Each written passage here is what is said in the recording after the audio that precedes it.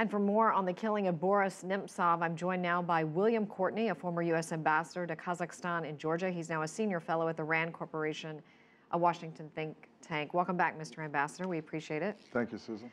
Of course, no surprise, we heard from Ukrainian President Petro Poroshenko. He said yesterday that obviously Nemtsov, he believes, was murdered because of his opposition to Mr. Putin. What is your reaction to this? Will we ever know who murdered him? And will we know what evidence he had that was about to be released? Well, a number of political oppositionists and human rights activists have been murdered over the recent years. Not a large number, but a number. Generally, who is responsible for ordering those killings has never really been found out. It's difficult to do, and to some extent, perhaps people are involved who are able to thwart investigations. As for the evidence that Nemtsov was assembling with regard to Russia's role in the Ukrainian war, that may come to light, may not. Police did go to Nemtsov's apartment and seize his computer hard drives and documents, so it's not clear whether that information will come to light. An attorney for Mr. Nemtsov says that he had received numerous death threats. No surprise there how outspoken he was. A lot of them came on social media. The investigating committee says they're considering everything right now, including radical Islamic extremism. What are the chances, and how can the people be reassured that this investigation will be impartial?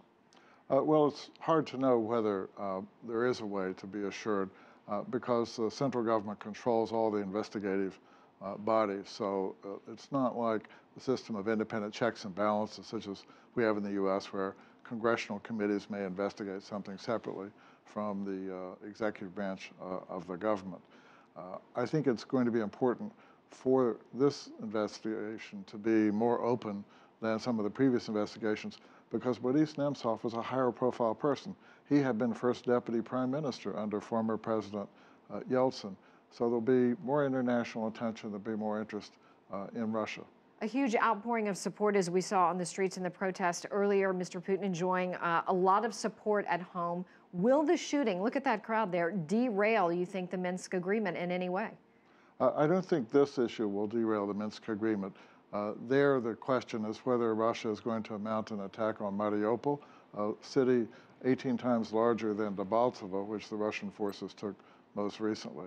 This is an issue that is going to be more important for internal Russian politics. Will it spur the opposition to go into the street more often now than in recent past?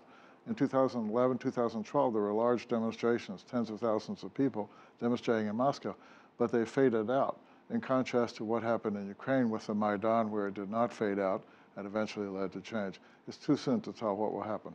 Interesting. We did have a response today, in part from China. China's ambassador to Belgium was quoted by the state news agency saying that he's blaming competition between Russia and the West for the Ukraine crisis. And if the West would back off some, it would die down. What is your reaction to this?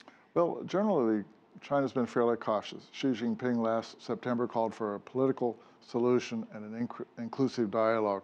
China doesn't want a U.S.-Russia competition to lead to a U.S. military buildup, which could be relevant to China.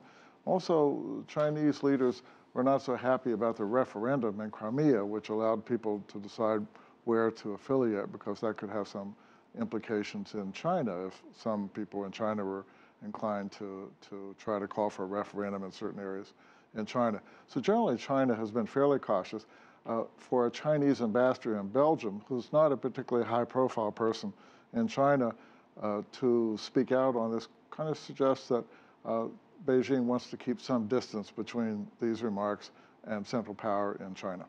Alrighty. Ambassador Courtney, thank you so much for coming in with the RAND Corporation. We really appreciate your time and your insight.